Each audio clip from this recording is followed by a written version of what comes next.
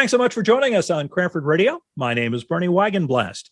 Well, as we've done in the past, but have not done for the past couple of years, we're interviewing one of the elected officials that serves Cranford. This time around, we have 21st District Assemblywoman Michele Matsikoudis. She is new to the Assembly, filling in the seat that John Bremnick vacated when he moved on to the state Senate.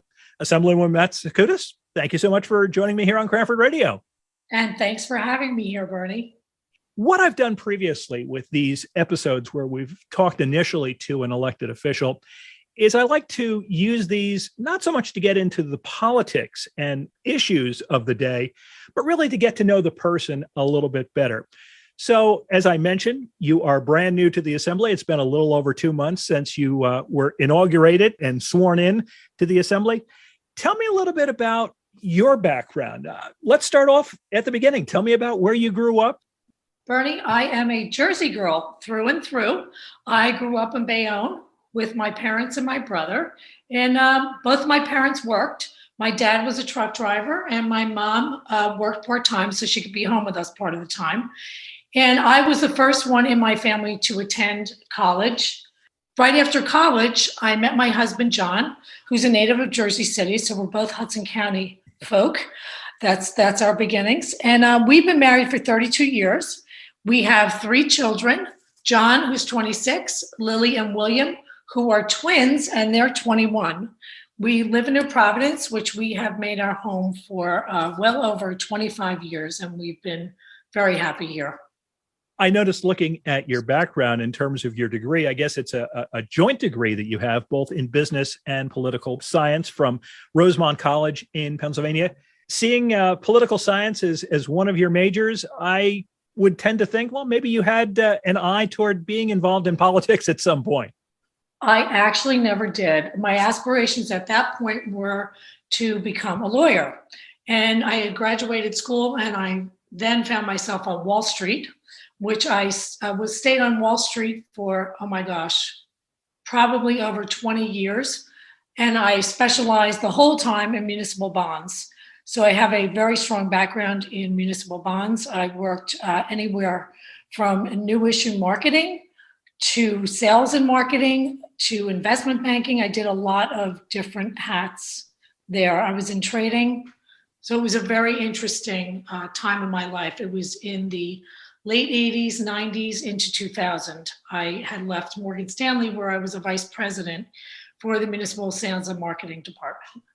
And then the next move was into something that seems like it was quite different, Worth Limited. Tell us a little bit about what you were doing there, if you would, please. So, well, there was actually a blip in between there. There were 10 years that I stayed home with my twins, and I did a lot of community outreach at that point.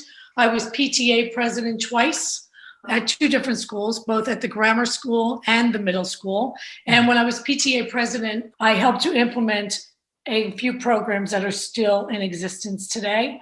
I was also asked to be part of an initiative at the time that Trenton had released called the PBSIS. It was a positive behavior initiative that the state had worked on. Folks in the education world are still very familiar with it now. It's done some great things, and it's helped to enforce positive behaviors in the schools. So I was there for a long time. And then I started working at Worth Limited. And Worth Limited was a luxury direct sales women's clothing line. What I loved about Worth is they helped to empower women. They understood that women had full-time jobs and then stayed home with their kids. And Worth was a wonderful way for women to get back into the workplace because they understood you don't always have your resume together. You don't always have all of your ducks in a row like that. You just know that you want to start getting back out there. So I recruited, trained, and hired a division of women across the state that worked under me, and I helped them become great salespeople. You were serving on the New Providence Council from 2019 into 2022 before you had to move over to the Assembly. What prompted you to run for public office? I had always been very involved in town through community development, as I said. I've always served on a number of committees and things. I was on the Simpson Baber Foundation for the Autistic. Like I said, I had a lot of public outreach. I was approached to run for office. My kids were still in school at the time, so believe it or not, I declined. Instead, I decided to be two of our present council people's campaign manager. Mm-hmm. As I was their campaign manager, I understood what it took to be a council person, and I started to understand the job better. Coincidentally, at the same time, my kids were graduating from high school. So I was asked again, and I thought, well, if not now, when? I have some free time, where I'm going to have some free time with my kids off to college. So I decided to take the plunge. And really what it was, I looked at it as taking all of the things that I had been doing and just focusing them on a bit of a larger scale. So that's kind of where I got that bug. I just wanted to help. That's really been what I've been about, I would say, most of my life.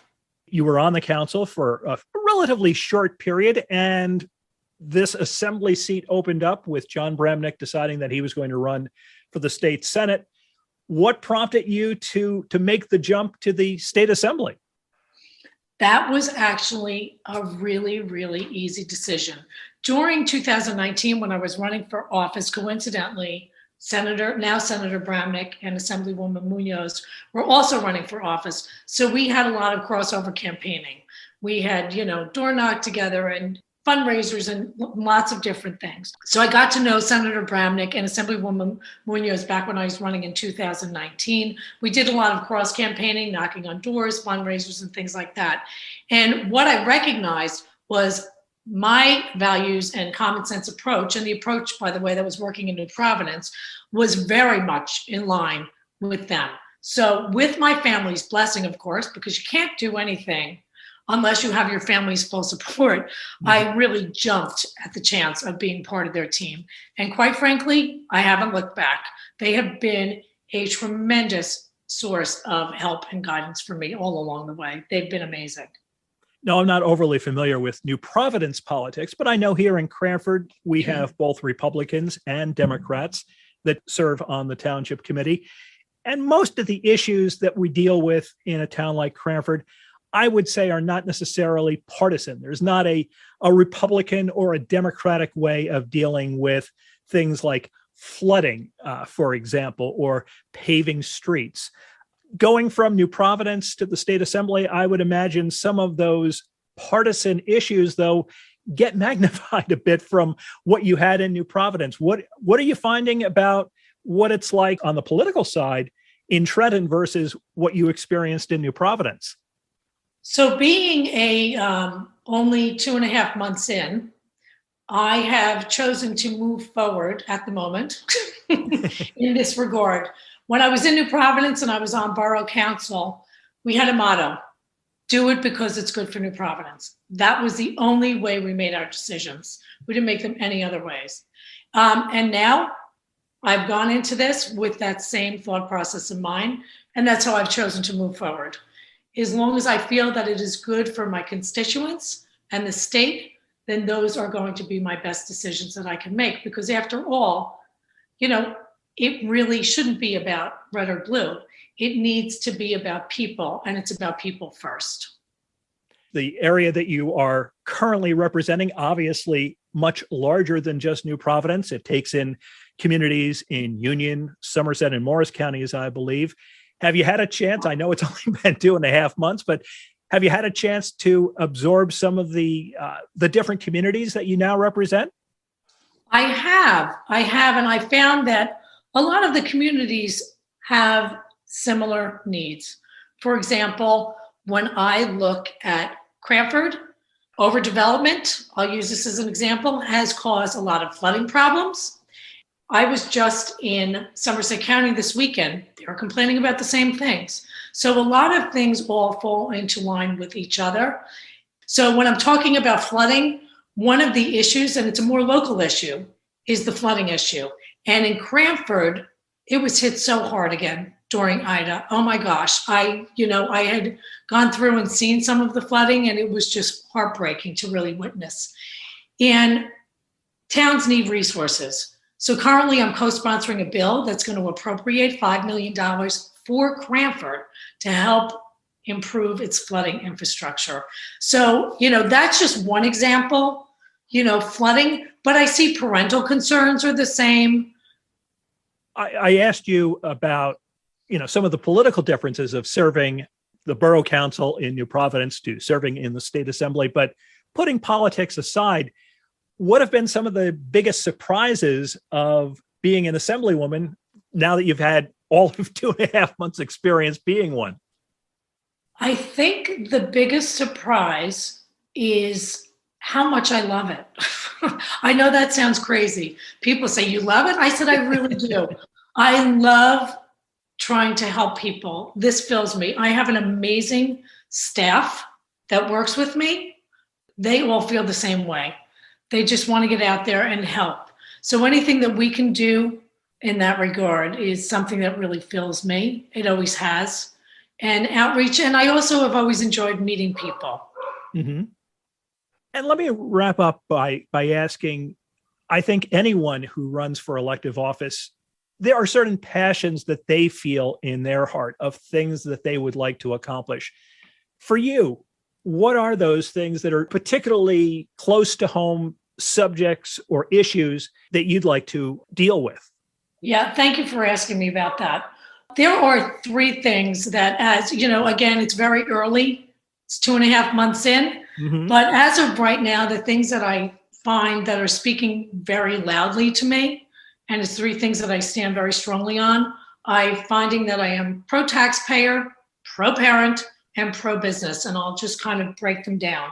So as far as pro-taxpayer, I look at New Jersey and I think it just needs to become more affordable for all, right? We are not just a place to come and live and park yourself while your kids go to school. And I feel like that's exactly who we're becoming. And I find that distressing. New Jersey, I look at veterans who have sacrificed themselves just to keep us safe. Show our gratitude. The least we can do is to provide some tax relief and incentives, right? Then I also look at young people who graduated and can't even afford to stay here to start their careers. They are forced to move out to other states. And what that means is they're going to take their talents with them. And by the way, that contributes to the current staffing crisis. And then I look at seniors who cannot afford to pay their property taxes. To me, all of that is heartbreaking. So I feel like we really need to be working on that a little bit better.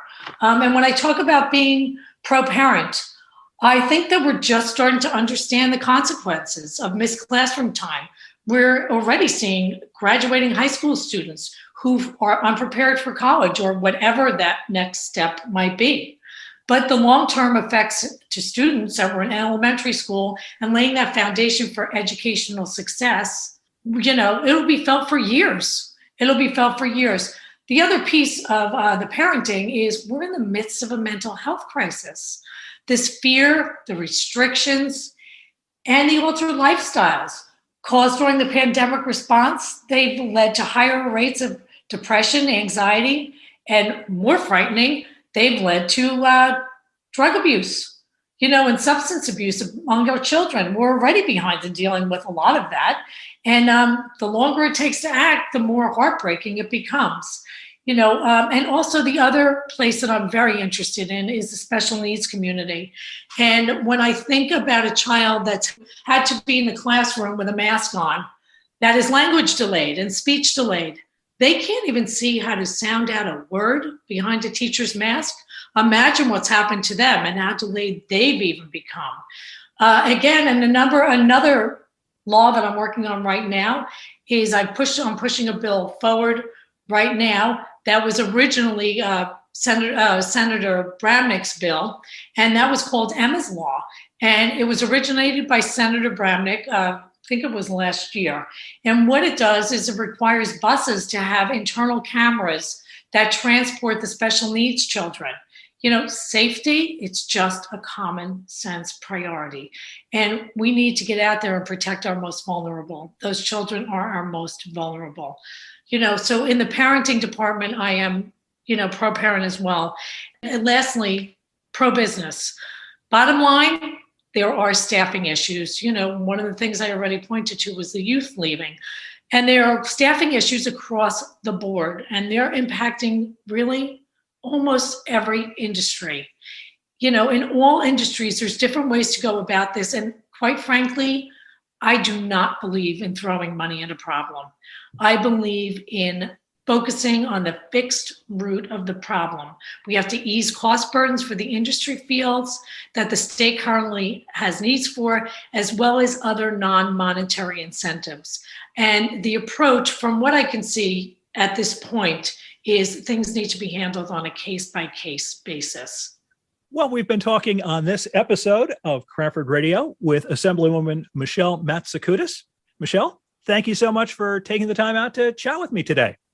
Thanks so much, Bernie. I just want to add one more thing. Sure. I've had a great first few months in my new role. And in my district, I just want to let you know that I have a temporary office in Westfield. It is up and running. And our office is focused on quality constituent services and works on the public's behalf each day.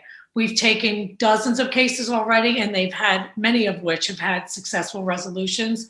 The office is committed to being accessible, and also we will be more visible over the coming weeks in various communities. So stay tuned for more on that. Thank you again so much, Bernie, for having me.